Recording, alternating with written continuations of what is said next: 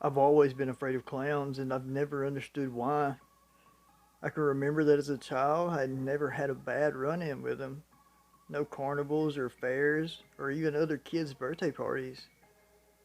That, I must admit, was probably because my parents were keen in their abilities to keep me away from them. According to my mother, my fear had been present since my birth.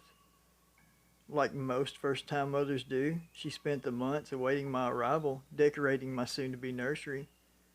She had gone through her and my father's childhood toys, looking for old toys to adorn the shelves with, hoping they would bring me the same joy they brought my parents. Among the trinkets and baubles she had discovered several porcelain clown dolls. With great delicacy and pride, she placed them on the shelf across from my crib. I arrived into this world on May 10th, 1994, at 12:58 a.m., much to the joy of my parents. And from what I've been told, I was much like any other newborn at the hospital, quiet and bright eyed. My birth was somewhat easy compared to others, and both my mother and I were healthy, so it was only a day or two before we were allowed to go home. Like most other newborns, I had been mostly quiet up until that point, the occasional fit happening when I needed change or was hungry, but never a crying spell worth noting. The way my mother tells it, we had just arrived home, and she decided to show me my room. She sat with me in a rocking chair she had carefully chosen and was lulling me to sleep. My head dropped slightly, and as I opened my eyes, I started screaming. Not just a normal newborn's cry, but a guttural, fearful scream. This continued for several days, her taking me into the room just to be confused at my sudden panic. She quickly enlisted the help of my father, hoping to discover the cause of my outburst. My father was a man who was very easily bored, so while on watch with my mother, he had made a habit of playing with the toys she had displayed. He would bounce them around the side of my crib, hoping to elicit a giggle from me. It was during one of these impromptu play sessions he chose a clown doll to surprise me with. When he brought it up to the side of the crib, I apparently started to scream and wiggle as much as a newborn baby could. Once my parents realized what was causing my sudden and uncontrollable outburst, they swiftly removed the clowns from my room. As I grew older, I can remember seeing TV shows and breaking down in tears as a clown rolled across the screen, doing tricks and laughing with the kids. It didn't take long before my parents just invested in a VHS player and tapes so they could be sure I wouldn't have to see any clowns. We didn't go to the county or state fair.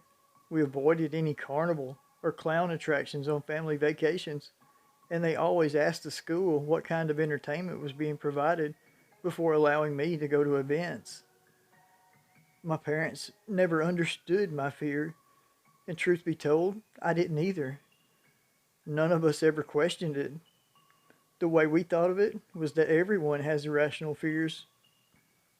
Some people feared the dark or butterflies. My irrational fear was and still is clowns. When I was a teenager, my father found an employment opportunity in Chicago. I remember being about 16 when our family packed up and moved there. At that point in my life, I had never noticed my fear causing any irrational responses or interrupting my day to day in any mentionable fashion. That was until I started school. I walked into my homeroom class and took one look at my teacher and had a full blown meltdown. It was still hot. Summer had just started waning, and my teacher had been sweating. The blue eyeshadow that once lay across her eyelids now dropped, catching every crow's foot and crevice. Her bright red lipstick had smeared from wiping her face one too many times. She had tight, natural red curls that had started graying at the roots. All in all, she looked like a clown that had found its way into the classroom. All I remember is screaming and running away. Eventually, the office called my parents, and it took a lot of explaining and apologizing to make the school administration understand what had happened. Unfortunately, my classmates were much less understanding. Word spread fast, and it wasn't long before I was tormented and tortured for my fear. I ended up transferring to an alternative school that did mostly work out of large packets. And once I graduated high school, life went on normally. I attended local community college, met my spouse, and became trapped in a dead end job. I'm reaching the end of my 20s slowly but surely, and my spouse and I have talked about having children.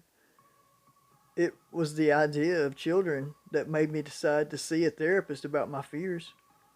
I didn't want my child's life changed or influenced by my fear, and being an adult, I thought I would be strong enough to face it.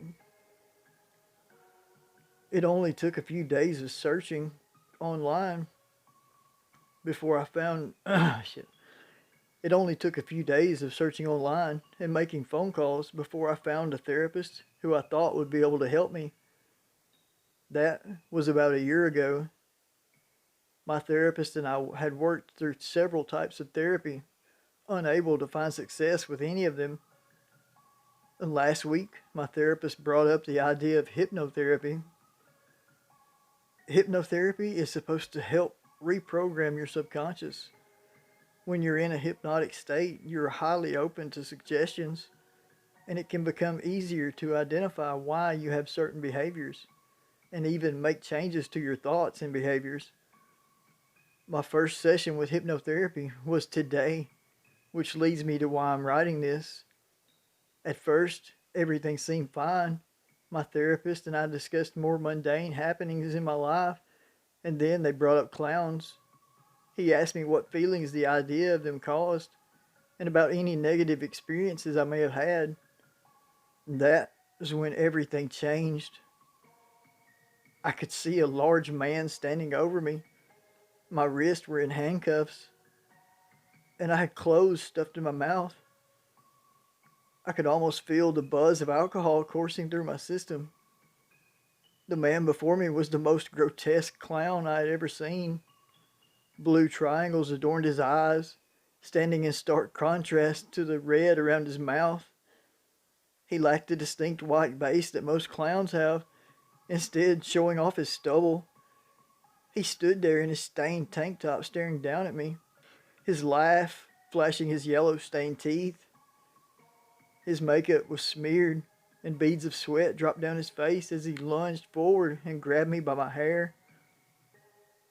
I tried to move away from him, and that's when I realized my ankles had been bound with two interlocked sets of handcuffs. I struggled against his grip as he dragged me into the bathroom. He used my body as an ashtray for a foul-smelling cigar before he slammed my face in the tub. In my panic, I failed to notice the ice-cold water sitting in it until my nose had been crushed against the bottom of the tub. Everything started to fade black, and the next thing I knew, I was laying on the cold linoleum floor of the bathroom. He was on top of me, doing chest compressions and trying to give me mouth to mouth.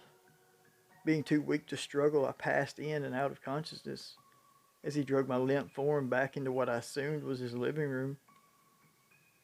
When I opened my eyes again, I was seated in a wooden chair, my handcuffs now bound to it. He whispered, Pogo just wants to bring joy.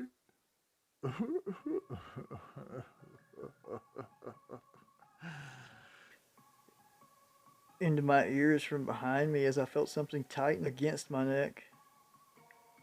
Tears fell down my face in rivers as I tried to scream against my cloth gags. He laughed as I tried to struggle, and as the room started to fade into nothingness, he walked in front of me and put his face mere inches from mine. The last thing I saw was a smear of blue and red shining against his putrid teeth. When I looked up again, I was in my therapist's office.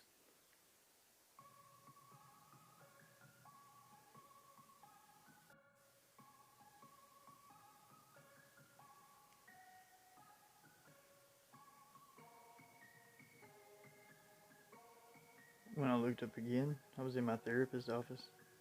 He stared at me with a deep concern.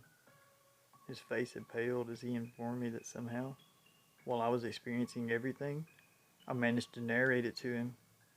After staring at him in shocked confusion, it was then he informed me something had gone wrong. He asked where I learned about him. He accused me of treating therapy like a joke. Confused and exhausted, I pushed him to tell me who he was.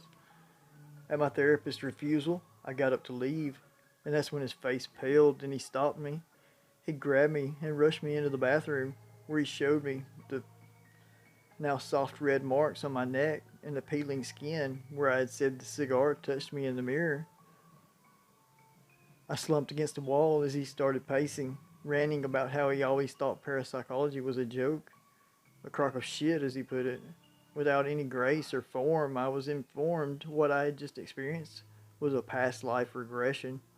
He told me he wasn't sure he could help me, but when I got home to Google Chicago serial killers, I did, and that's why I'm here. Apparently, in the 70s, there was a serial killer who liked to pick up little boys and men from the local bus stop. He was active in the community and often dressed up as a clown for different events. One of his favorite things to do to his victims was to handcuff and torture them. He would revive them only to tighten ropes around their necks. If someone doing this, killing people like this, wasn't bad enough, I was born on the day he died. Not just the day the needle punctured his vein, bringing his victims' families closure, but the minute he was declared dead. It's like the souls of those men and boys he killed couldn't be free until he was dead. And I'm starting to think I am one of those souls. My therapist won't answer my calls, and I'm not sure where to go from here. Do any of you have experiences with past lives? Am I always going to be afraid of clowns? Please let me know if you know anything that could help me. That was, I've always been afraid of clowns and never understood why until today. Written by Reddit user Casey We're Alien. I hope you guys enjoyed it. If you did, don't forget to like, comment, and share. And click that sub button if you want to join this Freaky Fear family. And be sure to click the link in the description below to go check out this and all the rest of her awesome writing over on Reddit. As always, I'm Fear the GreatWhite. That TV is really fucking loud. You're fucking awesome. I love you all. And I'm out. And don't forget, Pogo just wants to bring joy. Ah,